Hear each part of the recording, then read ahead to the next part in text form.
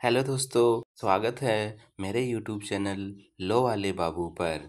दोस्तों, हम आज एक इंटरेस्टिंग टॉपिक लेकर आए हैं, तो प्लीज़ आप वीडियो को अंत तक देखिएगा। दोस्तों, हमारा टॉपिक रहेगा सीनियर्स की चालाकियों से कैसे बचें। ठीक है, तो दोस्तों वीडियो को प्लीज़ अंत तक देखिएगा और वीडियो अच्छी लगे तो प्लीज़ लाइक और चैनल को सब्सक्राइब करना मत भूलिएगा। तो दोस्तों, सबसे पहले हम बात करते हैं कि सीनियर्स चालाकियाँ क्यों करते हैं। ठीक है, क्यों करते हैं दोस्तों? जैसे कि आप सबको पता है, आपने मेरी सारी वीडियो देख ली हैं, तो इसका मतलब ये है कि आपने क्रॉस एग्जामिनेशन और कोर्ट में कैसे काम करना है, फौजदारी का और सिविल का, वो आपने सब सीख लिया है। ओके, कितने घंटे पढ़ना है वो भी आपने देख लिया है। इसका मतलब ये है कि आप में डे बाय डे इम्प्रूवमेंट होने लग गया है। ठीक है, अगर आप में इम्प्रूवमेंट हो रहा है और आप क्लाइंट्स को ले पा रहे हैं और क्लाइंट्स का काम कर पा रहे हैं और न्यायालय में एक अच्छे अधिवक्ता के रूप में अगर आपकी पहचान हो रही है, तो ये जो चीज़ें हैं ना, ये जो चीज़ें जो आपके सीनियर्स वगैरह होते हैं, जो आपसे जलन की भावना रखने वाले होते हैं अधिवक्ता, तो उनको ये चीज़ें पसंद नहीं आती है। तो फिर वो क्या करते हैं, वो ऐसे तरीके खोजते हैं जिससे आपका काम डिले हो जाए, या फिर आपके पास क्लाइंट नहीं पहुंच पाए, या फिर क्लाइंट तो आए लेकिन आप क्लाइंट के पास आप नहीं पहुंच पाए, या फिर जो क्लाइंट आते हैं उनको भ्रमित कर दिया जाता है आपके प्रति। तो दोस्तों, ये जो चीज़ जो भी ये जो सारी चीज़ें होती हैं, ये दोस्तों आप इसको बाधा नहीं माने। ये बाधा नहीं है, ये आपका एक पॉजिटिव पॉइंट है कि इसका मतलब अगर ऐसी कोई चीज़ें आपके साथ हो रही है दोस्तों, तो आप अपने आप को भाग्यशाली मानिए कि आप जिस रास्ते चल रहे हैं वो बिल्कुल परफेक्ट है आपके लिए। आपको उसी रास्ते पर लगातार आगे बढ़ते रहना है दोस्तों, इसलिए इनसे घबराना नहीं है। ठीक है, ये बात हो गई कि ये चालाकियाँ क्यों करते हैं। ठीक है, अब मैं बात करता हूँ कि चालाकियाँ कैसे करते हैं। ठीक है, तो दोस्तों प्लीज़ मेरे मेहनत को अप्रिशिएट करने के लिए चैनल को लाइक कर दीजिएगा, वीडियो को सब्सक्राइब चैनल को सब्सक्राइब कर दीजिएगा, वीडियो को लाइक ज़रूर कर दीजिएगा। ठीक है, अब बात करते हैं कैसे करते हैं। जैसे मान लीजिए आप किसी जिरह के अंदर अपने क्लाइंट की पैरवी कर रहे हैं। ओके, फिर जो अधिवक्ता होंगे, जो सीनियर अधिवक्ता होंगे, जो आपसे जलन की भावना रखते हैं, या जो आपका ओपोनेंट होता है, ठीक है, वो क्या करेगा, वो अपने किसी मित्र या दोस्त को या किसी मुंशी को बोलेगा। फिर वो बोलेगा उनको कि भाई आपके पास जब आप जिरह कर रहे होते हैं या अपनी फाइल में चीफ करवा रहे होते हैं, उस टाइम में आपको परिवादी के साथ न्यायालय में मौजूद रहना चाहिए। ओके, फिर वो क्या करेंगे, आपके पास कॉल करवाएंगे किसी व्यक्ति का कि आइए सर, मेरा एक केस है, आप आ जाइए, तुरंत आ जाइए। फिर आप उसको कहेंगे कि भाई मैं तो अभी नहीं आ सकता, अभी मैं कोर्ट में हूँ। ठीक है, तो फिर बाद में वो क्या बोलेंगे आपको कि सर आ जाइए, मेरे को फलाना फलाना आदमी भेजा है, अगर आप नहीं आओगे तो मैं किसी अन्य अधिवक्ता के पास चला जाऊँगा। फिर आप घबरा जाओगे, आप क्या करोगे, उस चीफ को बीच में ही छोड़कर आप चले जाओगे अपने मुंशी को वहाँ खड़ा करके। ठीक है, जो आपका जो अपोनेंट होता है, उसकी मंशा भी यही थी कि वो आपको आपके जो चिरह है या चीफ है उससे भगाना चाहता था, हटाना चाहता था, जिससे क्या होता है कि वो अपने जो क्लाइंट है उसकी बात बयानों में या गवाहों में लिखवा सके। अगर आप वहाँ मौजूद होते तो आप लिखवाते नहीं, इसलिए वो आपको वहाँ से हटाना चाहता है दोस्तों। इसलिए आपको ध्यान रखना है, कभी भी अगर आपके पास ऐसी कॉल आए तो आपको जल्दी से जिरह से या चीफ से हटना नहीं है। फिर जैसे ही आप बाहर गए, आपको जो आदमी मिला उसने आपको डॉक्यूमेंट भी दिखाए, कागज़ भी दिखाए। ठीक है, आपका आधी एक घंटा उसने ख़राब कर दिया, और उधर जो सारी चीज़ें थी, जो आपका ओपोनेंट था, उसने सारी चीज़ें आपके अपने मन के हिसाब से लिखवा दी उसने। ठीक है, तो फिर होगा ये कि जो वो डमी क्लाइंट था वो आपका आधे एक घंटा ख़राब करने के बाद क्या बोलेगा कि वकील साहब मैं कल आता हूँ, परसों आता हूँ, आपको पेमेंट भी कर दूंगा और वो भी कर दूंगा। इससे क्या होगा, आपका काम डिले हो जाएगा, ख़राब हो जाएगा। फिर जब आप न्यायालय में आएंगे तो आप देखेंगे चीफ तो हो चुकी है। ठीक है, और चीफ में वो सारी चीज़ें वो लिखाई है जो अपोनेंट चाहता था दोस्तों।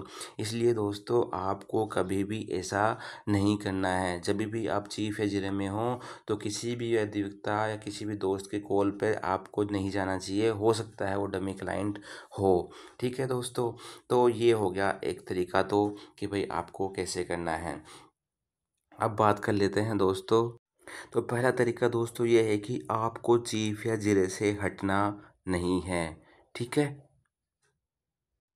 दूसरी बात दोस्तों, जो भी आपका अपोनेंट लिखवाना चाहता है उस बात को हमेशा आपको विरोध करना है।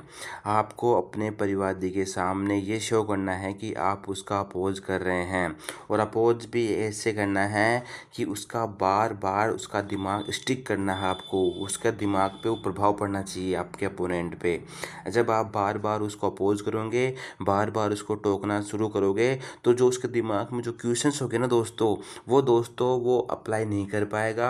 उसकी जो दिमाग की सोचने और समझने की क्षमता है वो थोड़ा सा अनबैलेंस हो जाएगी दोस्तों।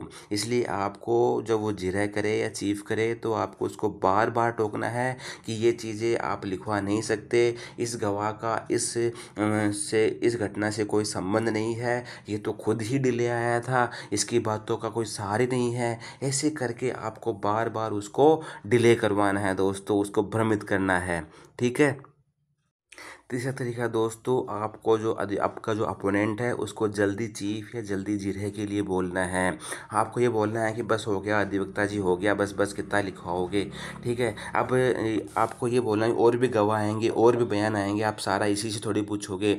तो आपको जब ऐसी बातें करोगे तो आपका जो न्यायालय होता है, जो कोर्ट होता है, वो भी ये चाहता है कि जल्द से जल्द गवाह को फ्री किया जाए और दूसरे गवाह को मौका दिया जाए। इसलिए आपको जल्दी से उनको बार बार उसको उनका जो बातें उनका विरोध करना है, उनको जल्दी जल्दी जिरह करने के लिए बोलना है, जल्दी चीफ करने के लिए बोलना है। ठीक है दोस्तों। इससे क्या होगा, जो आपका जो अपोनेंट होगा वो भ्रमित हो जाएगा, उनका दिमाग अनबैलेंस हो जाएगा, और जो क्वेश्चन पूछना चाहते हैं वो क्वेश्चन सही तरीके से वो पुटअप नहीं कर पाएंगे, और जो आपकी बात है, जो आप अपने अक्यूज को बचाना चाहते हैं, आप उसमें कामयाब हो जाएंगे।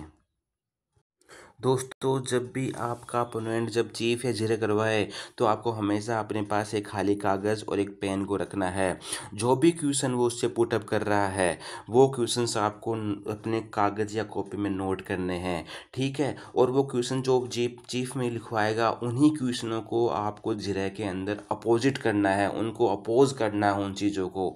जो चीज़ें उस गवाह ने चीफ में लिखवाई है, आपको जिरह के अंदर उन्हीं क्वेश्चनों को इस तरह से पूछना है कि वो जिरह के अंदर उसको अपोज करे, उन सभी चीज़ों को वो उल्टा साबित कर दे।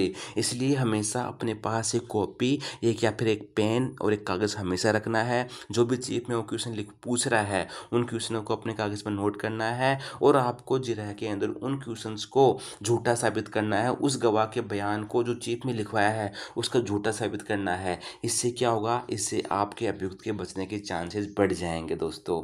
तो ये महत्वपूर्ण जानकारी थी दोस्तों। अब बात कर लेते हैं कुछ टिप्स की दोस्तों। तो प्लीज़ आप वीडियो को यहाँ तक देख रहे हैं तो प्लीज़ लाइक और चैनल को सब्सक्राइब जरूर कर दीजिएगा। फर्स्ट टिप तो ये आती है दोस्तों, जैसे ही कल आपकी फ़ाइल है उसमें बयान होने वाले हैं, कौन से नंबर का बयान है ये आपको पता होना चाहिए।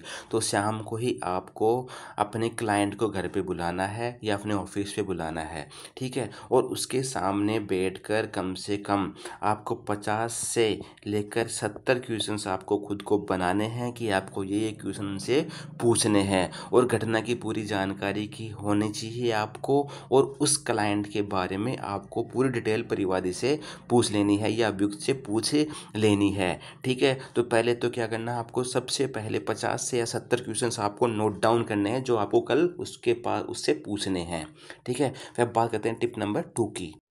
टिप नंबर 2 आती है दोस्तों, जब भी आपने 50 60 70 क्वेश्चन की लिस्ट बना ली, अब आपका जो पक्षकार है या अभियुक्त आपके सामने बैठा है, तो आपको उससे बोलना है कि भैया देखो मैंने ये लिस्ट बना ली है, कल ये मैं गवाह से ये क्वेश्चंस पूछूंगा और मैं उसको झूठा साबित कर दूंगा। अब तू बता या फिर आप बताओ इसमें कौन से क्वेश्चंस रह गए, और या आपकी तरफ से कौन से क्वेश्चंस मेरे को पुटअप करने चाहिए। ठीक है। तो जब वो गवाह या जो पक्षकार है या जो अभियुक्त है वो आपको बताएगा साहब ये क्वेश्चन आप और पूछना, तो वो ज़्यादा से ज़्यादा आपको ज़्यादा नहीं, वो 6 से 7 क्वेश्चन आपको बताएगा। ठीक। उसके बाद में वो उसकी हवा निकल जाएगी। ठीक है। तो 6 से 7 क्वेश्चन आपको नोट डाउन कर लेना है, जिससे उस पक्षकार को या अभियुक्त को लगेगा कि हाँ वकील साहब पूरी रात भर मेहनत कर रहे हैं। ठीक है। वो मेरे केस के प्रति जुनूनी है। ठीक है। वो बहुत अच्छा काम कर रहे हैं। अगर आप उनको नहीं बुलाएंगे तो उनको कुछ ही पता नहीं चलेगा, वो तो घर पे बैठे बैठे रील्स देख रहे होंगे और आप अपनी फाइल में माथा खपा रहे होंगे। ठीक है। इससे अच्छा है कि आप उसको बुलाएं अपने चैम्बर में, अपने ऑफिस में, और उसके सामने सारे प्रश्नों की लिस्ट के तैयार करें और उससे भी प्रश्न पूछें दोस्तों। ठीक है। टिप नंबर 3 आती है दोस्तों, पैसे के लिए बोलो। किसको? पक्षकार को या फिर अभियुक्त को या फिर परिवादी को। दोस्तों जब आप इतनी मेहनत कर रहे हो, अपने क्वेश्चंस लिस्ट बना रहे हो, उससे क्वेश्चन पूछ रहे हो, ठीक है, तो सबसे पहले जो यंग लॉयर है, जो न्यू अधिवक्ता वो क्या करते हैं, वो पैसे की बात करने से शर्माते हैं। तो आपको बिल्कुल भी नहीं शर्माना है। आपको उनको बोलना है कि मेरे को और भी क्वेश्चन तैयार करने हैं, मेरे को वो किताब लानी है, वो फाइल मंगवानी है, उस किताब में इसके बारे में और अच्छे डिटेल से बताया गया है, तो आप मेरी फ़ीस पे कर दीजिए, मेरे को इतने रुपए दे दीजिए कि जिससे मैं और अच्छी तैयारी कर सकूं। तो आप जब उसको अपने पास बुलाएंगे तो उसको दिखेगा कि हाँ रियल में जो अधिवक्ता जी हैं, जो मेरे वकील साहब हैं, वो अच्छी मेहनत कर रहे हैं। तो फिर वो आपको पैसे देने से हिचकिचाएगा भी नहीं दोस्तों। तो इसलिए आपको पैसे भी उसी समय ठोक कर लेने हैं। ठीक है। अगर वो पैसे नहीं देता है तो आप उसको बोलिएगा कि आप अपने रिश्तेदार से मंगवा दीजिए, नहीं यूपीआई करवा दीजिए, या फिर मैं इसमें काम नहीं कर पाऊँगा। तो ये थी दोस्तों अपनी एक इन्फॉर्मेटिव वीडियो। तो उम्मीद है आपको पसंद आई होगी, अच्छी लगी होगी। तो प्लीज़ अच्छी लगी तो चैनल को सब्सक्राइब कर लीजिएगा ज़्यादा ही ज़्यादा, और लाइक और शेयर ज़रूर कीजिएगा। Thank you so much. Thank you. Bye bye. Thank you. Bye.